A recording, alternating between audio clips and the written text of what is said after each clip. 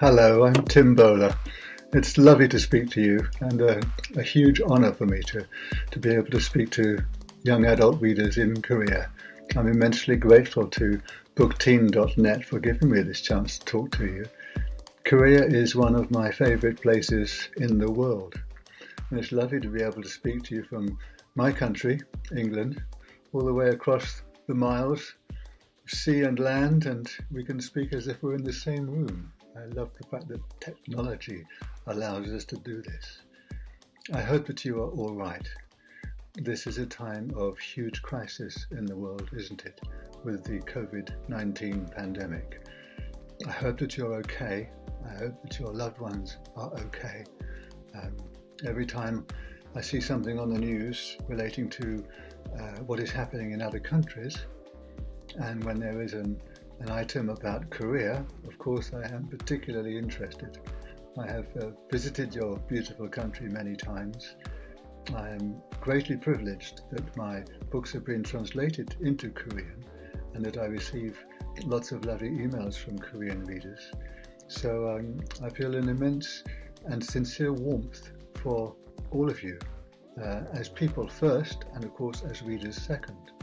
So it's great to be able to speak to you now as we come towards the end of 2020, a difficult year for so many.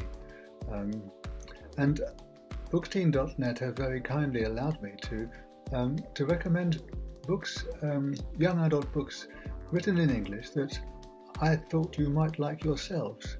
And so I've been allowed to choose 3 of my favourite writers, and also to recommend one of my own books, which is also very kind of bookteen.net. But let me look at the other books I've chosen first. And the first author I want to recommend to you is David Almond. Let me hold up this book for you. I hope you can see it clearly. David Almond is a wonderful writer, a beautiful, deep, compassionate man who writes very lyrically, and sometimes he writes in North English dialect. But you don't need to worry about that. If you're reading it in English, his language is very, very accessible always. And I think you'll have no problem if you can read English. You'll enjoy David's books very much. This one here, The Colour of the Sun, he's written many books, but this is the book I've read most recently of David's, and it has all of the hallmarks of David Almond that I love so much.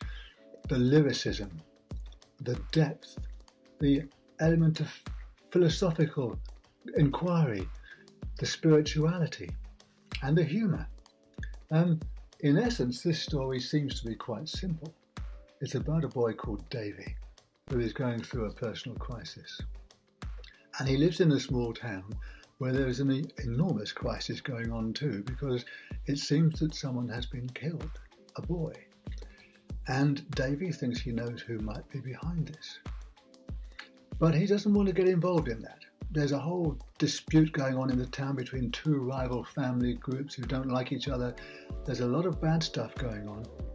But Davy's got his own issues, and he decides he wants to go off on a great long walk. And that's the story. Now, it doesn't sound much, does it? But believe me, there's a lot to this.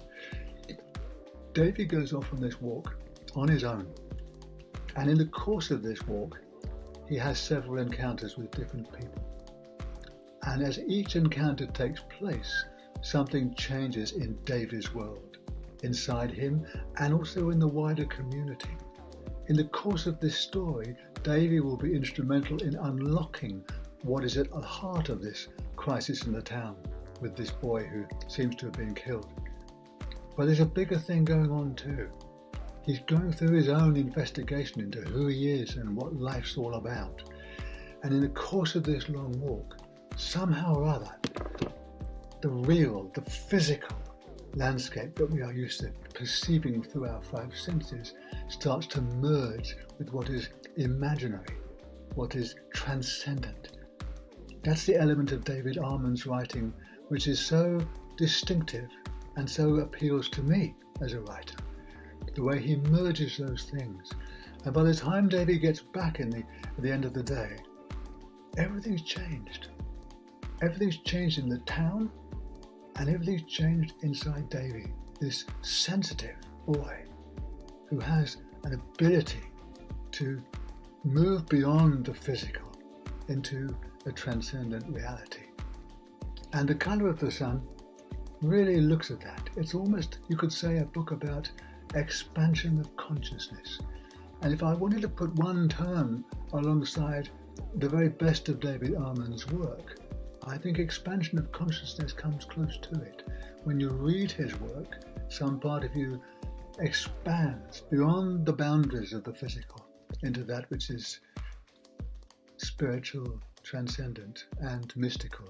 And so that's the first book I want to recommend to you, The Colour of the Sun by David Almond, a really good read. My next book is by another writer I love, and that is this lady here, Julia Green, another wonderful writer. And this book is called To the Edge of the World. Again, that's sort of a metaphor really, because it's not literally the edge of the world, but it feels like that. And what kind of world are we talking about? Again, there's a sense of the physical edge meeting that which is transcendent and transcendental. In this, it's about a young boy called Jamie, and he lives on a remote island right up in the north of Scotland. And I don't know whether you know this, but around the top of Scotland there are several different groups of islands. And one of these very remote island groups is called the Hebrides. And right on the edge of the Hebrides, the outer edge, is a very small island, a remote place called St Kilda. Now Jamie does not live on St Kilda. Nobody lives on St Kilda. They used to, but they don't anymore. It's just too barren and too inhospitable. But Jamie lives on another remote island. And he's an interesting boy, but he's a little fearful. He's got issues in his life, but he's a bit cautious, and he forms a rather unlikely friendship with a wild girl called Mara. And she's a tough cookie, you know, she seems to be fearless. Actually, she's not fearless. Like all of us, no matter how confident we may seem in real life, we've all got stuff, haven't we, which is actually, we're a bit frightened of this or frightened of that. And this girl, Mara, she's got a sailing boat. She sails it brilliantly.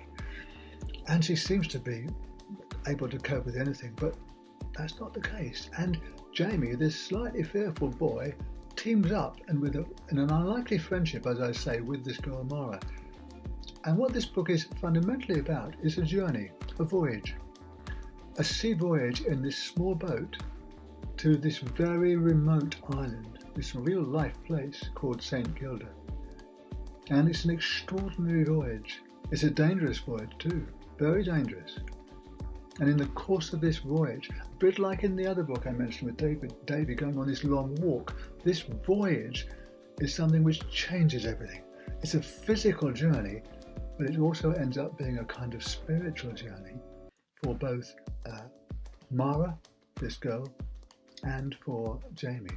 So it's another wonderful book, shot through with wonderful solid imagery of sea and cliffs and islands, rocks, wind and wave, you know, and wonderful human relationships as well. Very moving and humane book.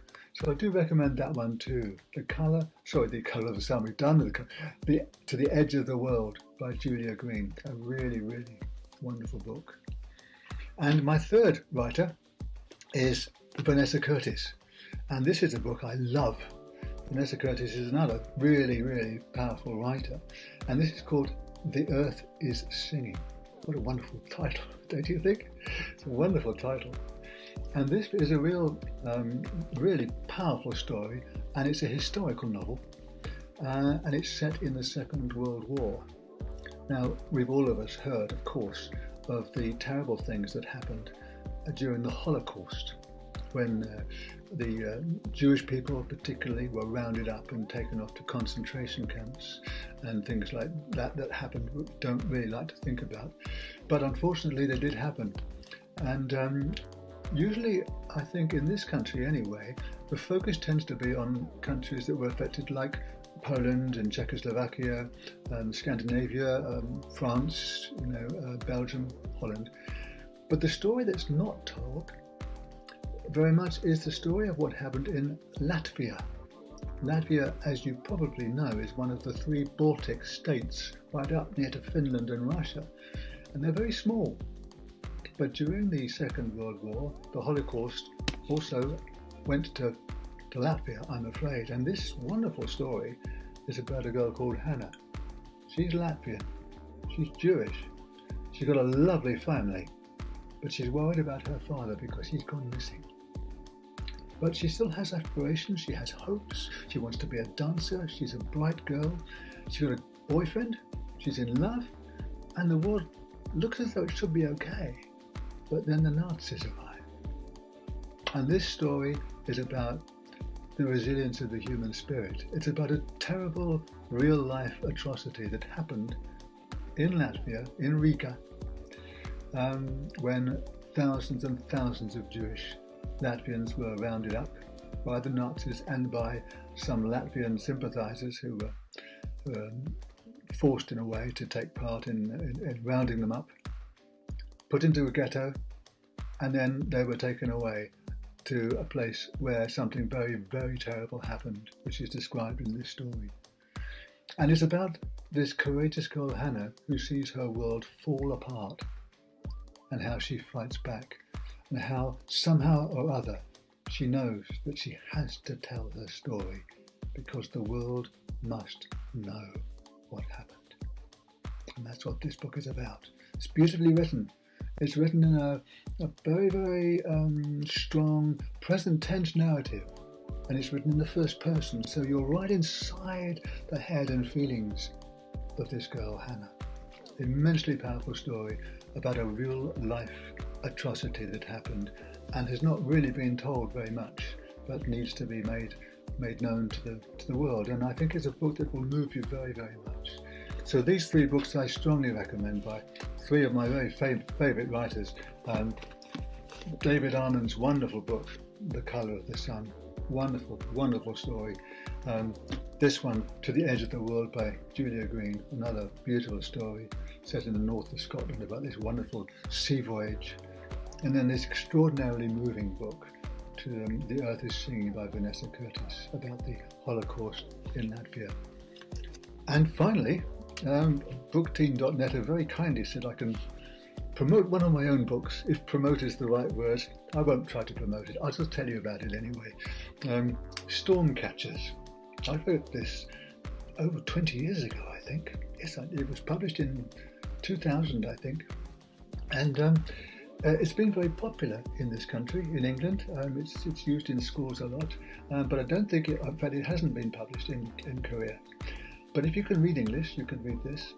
And it's about a young girl called Ella, and she is kidnapped very early on in the book. It's not made clear why. It's not a simple reason, that's for sure. And the story is about her brother Finn and her little brother Sam, who's only 3 years old. And Finn puts all of his energy into trying to find out what's happened to his sister, trying to get her back. In the course of doing this, some terrible secrets are revealed which he didn't know about. But the person who is the catalyst through which the truth is finally discovered is a little boy called Sam. And Sam is a little boy who also lives somewhat on the edge of the real and the transcendent. He's one of those sensitive people who has a 1 foot in one camp and 1 foot in the other. Do you know what I mean? You can step over into that realm. And he's a boy who has imaginary friends. But they're not imaginary to him. To him, they're perfectly real. And he finds one of these imaginary friends who's a little girl who starts talking to him. And she comes to him in the night time and says, "Let's go down to the cliff and catch the storm." And he doesn't know what that means. And in the course of following this little girl, this tiny little boy, he goes down to catch the storm, and in finding himself doing that, he helps to unlock the mystery of what's happened to the sister, Ella. And meanwhile, Finn, his older brother, who's 15, has got his own battles to fight, because Finn comes face to face eventually with the real kidnapper. So it's a story of mysteries, secrets, guilt, and retribution. So a bit of a thriller, I suppose, and it's set in a very wild place called Cornwall. And if any of you have ever been to the United Kingdom, you'll know that Cornwall is right down on the southwestern tip. It's some people call it on the very toenail of England. It's a long way. It's a very remote place, a very beautiful place I've been to many times. And the book Stormcatchers is set there. So those are the books I wanted to recommend. And what a pleasure it's been for me to be able to speak to you today. And once again, I'm so immensely grateful to bookteam.net for giving me this chance to speak to you. I do wish you well, all of you. Lovely people in, as I say, one of my favourite countries in the world. I hope that as 2020 closes, that you come through safely and you have an enjoyable Christmas period and a break. And I hope that 2021 is safe for you and happy for you, and that your loved ones also are safe and well. So I say goodbye to you, and I send all my love and blessings, and peace be with you all. Bye-bye.